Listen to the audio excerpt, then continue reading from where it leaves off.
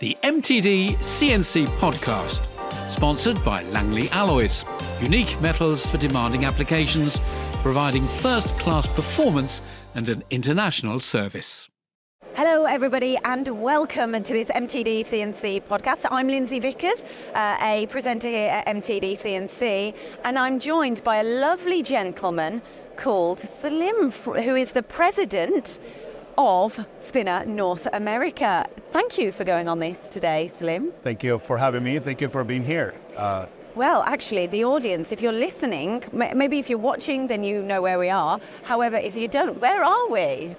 We're in Germany. Yeah, we are in Germany. A town called Sauerland. So this is the home of Spinner Machine Tools. Been around here since 1970. Started in Munich, 1949. Still family owned, still a family shop. And, you know, we keep bringing new friends, great friends that are just making our experience very rich. We have so many people from all over the world, all over Germany. Yeah. And, you know, thank you for being here. No, honestly, it's fab. Let me just place to our listeners exactly what we're doing. We're sitting on a table with a blue and white checkered sheet here. We have asked for some pretzels, but I don't think they're coming yet. We've got a nice coffee here, and we're in the centre of the open house event. So there's a lot of people who are surrounding us. Behind us, we've got everyone looking at the machines, and lots of people who have come in discussing the machines. So why are we doing this podcast? I think for us, Salim, it's about kind of a little bit of reflection as to what's happening in industry, a little bit more of an identity for any people who don't know who Spinner are, and kind of a sense of placing where you are in industry. So let's start this one off. You've introduced the brand, and you said it's still family owned. Axel Spinner went on camera with us yesterday. He dedicated his whole day. Axel Spinner is one of the second generation owners of the company. He dedicated his time entirely to speaking to people all day. Yep. That amazed me quite a bit. I was really impressed with that. Yeah, I think that shows the type of company that we are. We're not only a corporation that wants to move product. We're a family-owned machine tool builder that wants to make sure that we can add value. And we feel the only way to have that value added to the customer is by putting our heart into it. Yeah. And that goes from the top. So we lead from the front. We lead by example at the leadership level. And I'll tell you that the team understands what is required of them to be able to be part of this family. Because really, if someone's investing, and we can go into the technology later on in this, but for me, not going too deep here, but if someone's going to invest a considerable amount of time and money into a product, they want more than just a machine on the shop floor, surely. Right. Or am I totally wrong here? What is the general consensus if someone's going, I'm going to now invest in my next machine tool? Right. I think, first of all, we don't take it for granted. We think it's a big deal. These are large investments. For most companies, this is a make or break situation here. They have to be productive. They have to be able to generate a profit. And for that, you need a level of partnership that includes being able to maintain the profitability of that investment. Yeah. So we take that very seriously.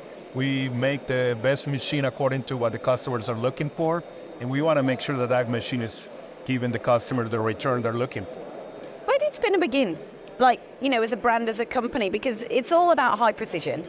Right. Where's the idea born from? Because that's quite interesting as well, you know. Engineering is in the heart of this company, and I liked it because yesterday your team was saying to me that it's quite easy to make changes, and you know, if a customer says I want something different, it's quite easy within your company to make changes because your engineers from the top.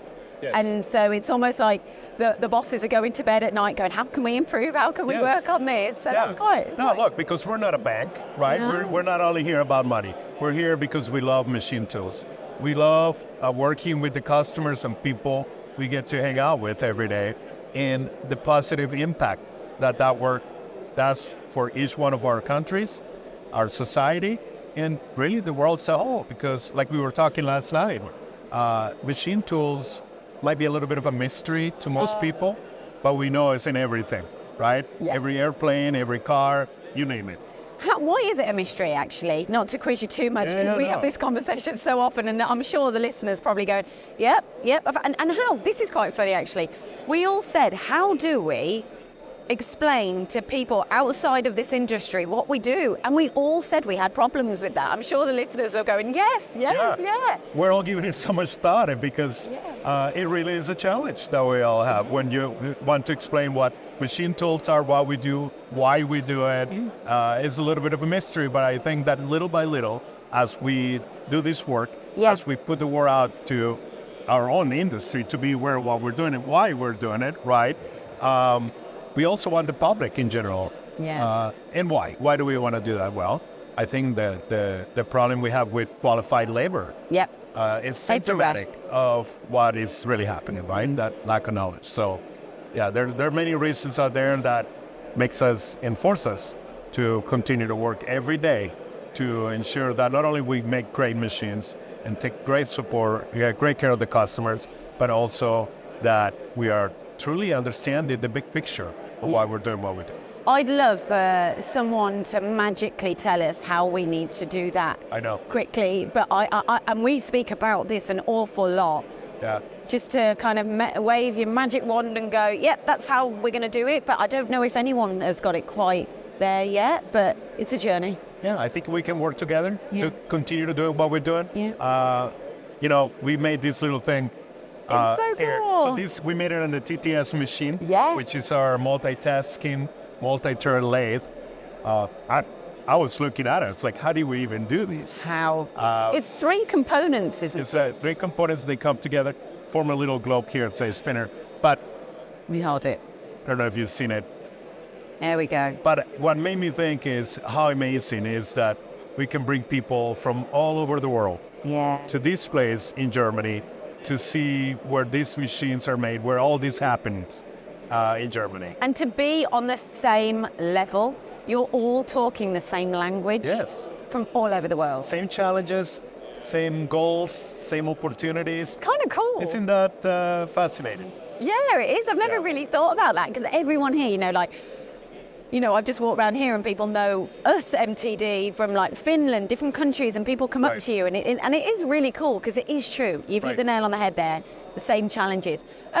Let's talk about reflection over the past couple of years then for yourself and Spinner. What's been happening, what's changed, and kind of what's new, really? It's quite a big question for you. Yeah, no, it is a big question, but if you think about how things are moving so quickly in the world for us, our activities in North America have given us so many opportunities to make so much value in such a short amount of time, right? Yes. And as you know, Spinner as a company has been around for over 75 years making machine tools, but our presence in North America is new.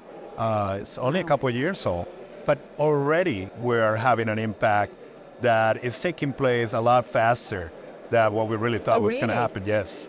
Is it? Yeah. We're focusing on being able to maintain that high-level customer support, on maintaining that family culture, that close relationship with the customer, and just remaining a machine tool company. And that's working. The love for the craft. That can never die. That's the heart of what we do. That's the quote of the day, the love for the craft. Oh, that's wonderful. I didn't realize, the fact that I didn't realize such success. Well, you understand why, but I didn't realize the success that you've had from the. I think you're determined, though. I think for you, you've got that much belief, and you're like, no, we're going to go far. Yeah. We are going to do this. Your whole team, and when you talk to the dealers and everyone, there is such a good rapport and a lot of belief behind these machines, on the same page as you say, family. Look, everything comes from the customer. We've been applying very intentional listening, not only to words, but to all the different facets of listening that you can do, right? Listening to what the customer needs, what the customer is telling you, really listen. And really listening implies taking action. And we're taking the action when somebody asks me, how do you come up with these innovative machine designs? Well, look, you told us what you needed. We took notes. We went back to the drawing board, and here's what we propose. And sounds like it's something that makes sense to you. So that is, the first step of success. Then is making sure that if you decide to make that investment, to take that step, that this is something that is worthwhile for you, for your business, for your family, and also your reason for being, right? Yeah. This is your craft, your profession. So we are just incredibly humbled to be part of it. And that goes back to the fact that you never take a moment of it for granted. That really echoes that. Last night you mentioned AI, and you were talking about the fact that we're in, like you were talking about the 90s and how we're at that turn of age. There's a lot of change that's going on. Right. What do you mean by all of that? I think we're in a time of transition. Artificial intelligence, of course, is in every tabloid, every news media, and it will impact everything that we do for sure. But I think that we have to concentrate in the things that will add actual value to our customers, to our activities. There's no question that, computers, CNC machining, Industry 4.0, now artificial intelligence, will all play a role in our activities in advanced manufacturing, right? But the reality is that we have to focus on the practical aspects of what is going to allow us to do more, to do it better, and in a way that is sustainable, not only for the people using these products, but for the people making it. Automation is something else as well. You asked me a question as to what I feel like when I go out and what I'm learning, and I don't think the adoption of automation is quite where industry thinks it is. Am I fair to say that? I think people taking it up, it's still, I think we think we're further down the line than what we actually are. Yeah, well, that's only my perspective. So you see it here everywhere, and a lot of our colleagues in the industry, other companies that make machine tools, also are making automation a priority, because we should. Because automation is not to replace the workers that we have, it's to replace the workers that we don't have, right? After thinking how we can add more value, what we find is that we have to be able to leverage our capabilities and our knowledge, and automation is one way to do it. Unfortunately, the adoption process takes time. Yeah. Right? Like everything. I think people in the shops need to feel and understand, and it's our job to help them identify those opportunities, how automation can add value, not take away back to them. What do you want to say to industry? What do you want to talk about? What would you like? What's your message that you want to tell people? I mean, I've got so much from you just talking to you now. I think for me, I get a lot of kind of passion from yourselves, the fact that it is down to the craft. It's very personable, it's very family. This is yourself as much as this brand. I think you yourself actually work really nicely with Spinner as a brand. It's right. Your goals. But what would you like to say to people that maybe you can go, that kind of leaves them with a moment of thought? Yeah, this is more than a business for us. This is our way of life. We find that the civilization that we have built, and that sounds like a big word for everything that we're looking at here, right? It's machines. But this is what has built everything that we enjoy today as a society. I myself served in the American military for many years. I was actually going to ask you about something. And look, I consider this as a continuation of our service. Everybody is to wake up every day and understand how they can add more value and help and do their part. And we feel that by making good machines that are going to work with high precision, with outpacing the capabilities of others that might not have our same values, I think that we are contributing a little bit to the big picture, because this is not for us. This is for the next generation. And we want to continue adding that value every day. Absolutely. Can you just give us a little bit of an overview, and this is, a bit of a generic question here, of the machines that you provide to industry?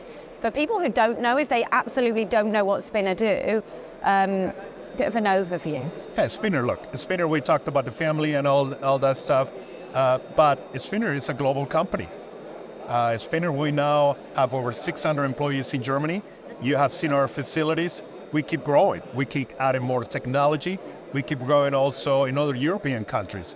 Our presence in Bulgaria, have more than tripled in the last couple of years. So we're making tremendous investments. Yeah. We just added a new building, started the construction of a new automation building here in Germany, just for spinner automation. And we have a brand new building in northern Italy for the Italian market. Equally, we will continue the investment and the growth in North America.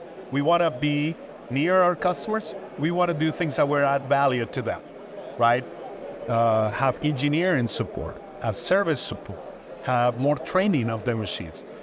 Because we have a very diverse number of machines. We have multitasking turning, one-turret turning, we got milling, 5-axis, and we have other innovative machines that, are a little different than what you normally see, but when the customer looks at it, the machinist that knows what they're seeing, they really find some opportunity in that. Absolutely. It is cool. Like when I felt was it last year? And we went on camera and I just said, look, you're going to have to educate me on these machines. There is something different about these machines. It's when you see them, the fact that the layout of a spinner is unique.